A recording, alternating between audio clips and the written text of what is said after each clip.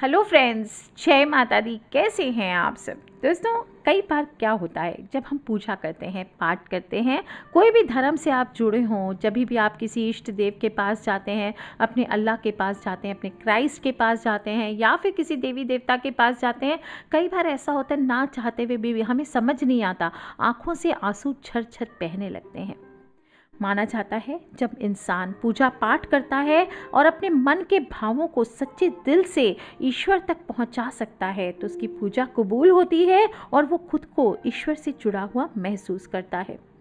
ईश्वर की उपासना अगर आप सच्चे दिल से करते हैं तो उनका आशीर्वाद आप पर ज़रूर बना रहता है, और कब आपके ऊपर आने वाले मुसीबत टल जाते हैं, संकट टल जाते हैं, आपको खुद को पता नहीं चलता। कहा तो ये भी जाता है कि ईश्वर को पाने का एक ही रास्ता होता है, और वो है ईश्वर की भक्ति में लीन होना। और साइंस भी, या जो भी वैज्ञानिक हैं, वो भी इस बात को अब तो मानने लगे हैं कि ध्यान से, पूजा पाठ से मनुष्य की आयु कई गुना ज़्यादा बढ़ सकती है। आज जिस नए विषय पर हम चर्चा करेंगे, इसके लिए काफी सवाल आए थे कि जब भी हम पूजा पाठ करते हैं तो किस प्रकार से हमें पता लगे कि हमारी पूजा पाठ जो है सफल हुई है, या परमात्मा को हमारी पूजा पाठ जो है पसंद आई है या नहीं। इसके अलावा काफी सवाल जो आज हम दो जो सब्जेक्ट्स हैं वो कवर करेंगे कि पूजा के समय कई लोगों को रोना, उबासी या कई प्रकार के ऐसे विचार आते हैं जो कि हमें पूजा के समय नहीं आने चाहिए। तो ऐसा क्यों होता है?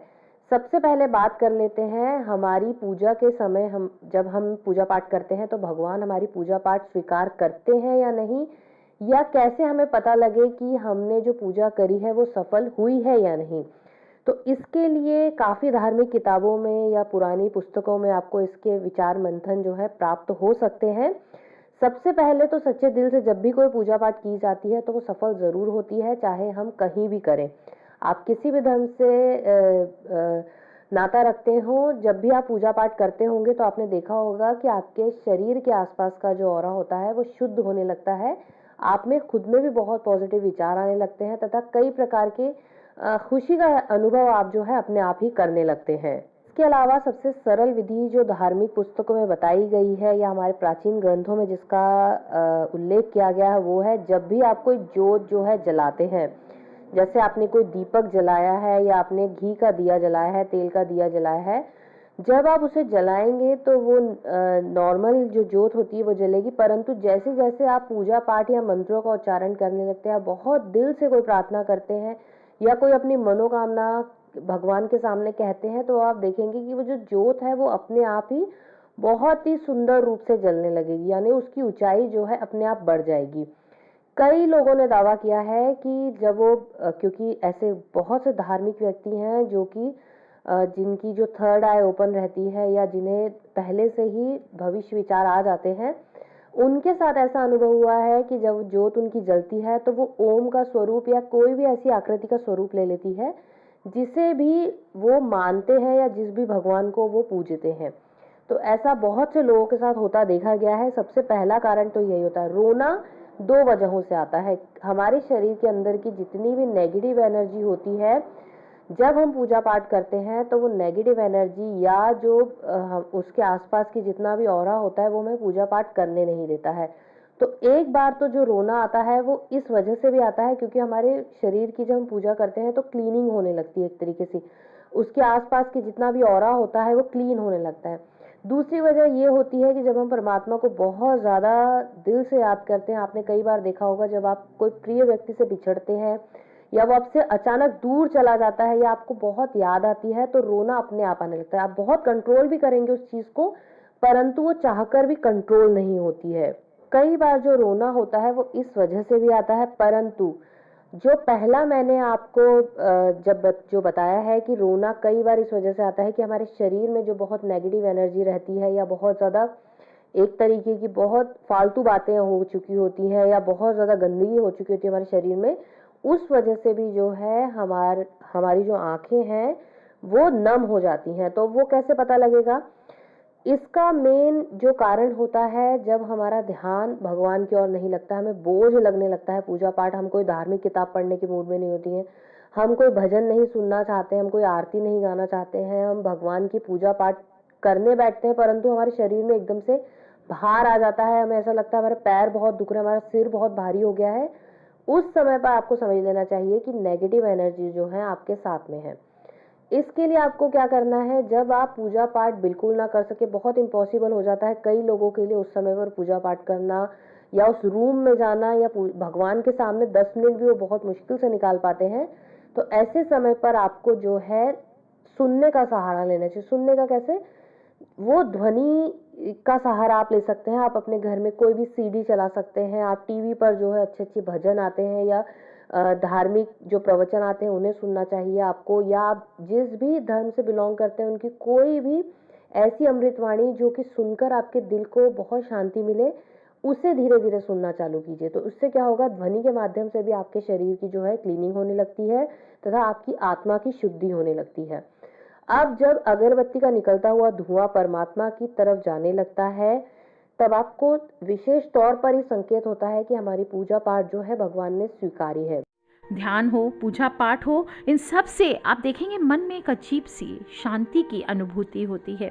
ऐसे में ध्यान करना, पूजा करना मन की अशांति को दूर करता है, और हम इसलिए करते हैं ताकि हमारा मन बिल्कुल पॉजिटिव एनर्जी से भर जाए, पॉजिटिव सोच से भर जाए, और किसी भी प्रकार की बेचैनी हमारे अंदर बाकी ना रहे।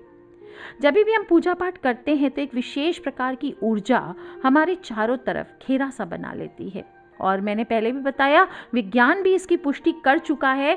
आप देखते होंगे इसको हम ऑरा बोलते हैं। काफ़ी सारे देवी देवताओं के पीछे आप देखते होंगे, जब भी कोई भी देवी देवता के पीछे एक वाइट लाइट या ब्लू लाइट बनाई हुई होती है।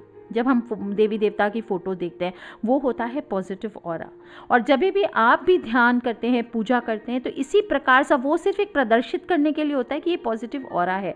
इसी प्रकार का एक घेरा आपके भी आसपास बन जाता है। जब हम पूजा पाठ करते हैं, कितनी बार क्या होता है, हमारा शरीर कांपने लगता है, हमारी आंख फड़फड़ाने लगती है, और सबसे बड़ी कॉमन सी चीज़ है, आंखों से आंसू झरझर झरझर बनने लगते हैं। एक तो होता है प्रेम होता है भगवान के प्रति, इसलिए आंखों से आंसू आते हैं, लेकिन दूसरा इसका एक अलग रहस्य भी होता है। पूजा करते समय अपनी दिव्य शक्तियों द्वारा भगवान हमें संकेत देते हैं, और जब हम प्रार्थना कर रहे होते हैं तो माना जाता है ये आंसू बताते हैं कि परमात्मा हमारी श्रद्धा से, हमारी भक्ति से, हमारे ध्यान से खुश हो चुके हैं, और सच्चे दिल से की गई हमारी प्रार्थना वो देवताओं तक पहुंच रही है। जिस भी भगवान को आप, कोई भी, मैंने पहले भी बताया, कोई भी आप कास्ट के हों, कोई भी रिलीजन के हों, वो मैटर नहीं करता। आपके जो भी गुरु हैं, देवी देवता हैं, आप जिनकी भी ध्यान करते हैं या पूजा पाठ करते हैं, उनसे अगर आपका कनेक्शन हो गया, पूजा सफल हो गई। जैसे क्या होता है, भूख लगने पर खाने का दिल करता है, उसी तरह से जब हम पूजा सच्चे दिल से करते हैं तो हमारा ईश्वर से जुड़ाव हो जाता है, और जब हमारा इस प्रकार जुड़ाव होता है तो भगवान भी हमसे कनेक्ट करते हैं, और ये आंसू जब बहने लगे तो समझ जाए कि भगवान ने आपकी प्रार्थना स्वीकार कर ली है। इसके अलावा मेरे भाइयों और बहनों, सबसे ज़्यादा जो पूछा गया सवाल था कि जो हम पूजा पाठ पे बैठते हैं या हम पूजा पाठ करने लगते हैं तो हमारे मन में बहुत से ऐसे विचार आते हैं जो कि नहीं आने चाहिए, या इन विचारों को जो है हम गलत भी कह सकते हैं कि गलत विचार जो है हमारे उस समय पर नहीं आने चाहिए। तो ऐसा क्यों होता है? ऐसा इसीलिए होता है कि हमारे शरीर में जो है बहुत ज़्यादा नेगेटिविटी आ चुकी होती है। हमारे शरीर के आसपास कुछ ऐसी एनर्जीज होती हैं जो कि हमें पूजा पाठ करने नहीं देना चाहती हैं, या वो नहीं चाहती हैं कि जो हमारी आत्मा की शुद्धि हो वो हो। क्योंकि जब भी हम पूजा पाठ करते हैं तो उसका सबसे पहला इफेक्ट जो होता है हमारी आत्मा पर पड़ता है। हमारी आत्मा शुद्ध होती है, हमारे विचार शुद्ध होते हैं, तथा हमारे जीवन के विघ्न जो है सभी प्रकार से रुकावटें हटने लगती हैं। जब आपके आसपास कोई ऐसी चीज होगी या ऐसी नेगेटिव एनर्जी होगी तो वो आपको पूजा पाठ नहीं करने देगी, तथा जब भी आप पूजा पाठ करने बैठेंगे आपके मन में सबसे पहले जो है गंदे विचार आने लगेंगे, अश्लील विचार आने लगेंगे, बहुत सी नेगेटिव बातें आने लगेंगी, पुरानी, कोई बहुत पुरानी ऐसी कोई बात आ जाएगी जिससे आपका मन विचलित हो जाएगा। आप उस बात के बारे में सोच भी नहीं रहे हैं, परंतु जैसे ही आप पूजा में बैठते, पता नहीं वो सालों पुरानी कोई बात, कोई अपमान या ऐसी कोई बात आपके सामने आ जाएगी, और या ऐसा कोई व्यक्ति आपके विचारों में आने लग जाएगा जिसके बारे में आपने सोचा भी नहीं होगा, और पूजा के समय पर आपका पूरा ध्यान जो उस व्यक्ति की तरफ चला जाएगा। ऐसा अगर आपके साथ होता है तो सबसे पहले जो है आपको आपके घर की शुद्धि करनी होगी। उसके लिए किसी भी प्रकार की पूजा पाठ की जरूरत नहीं है।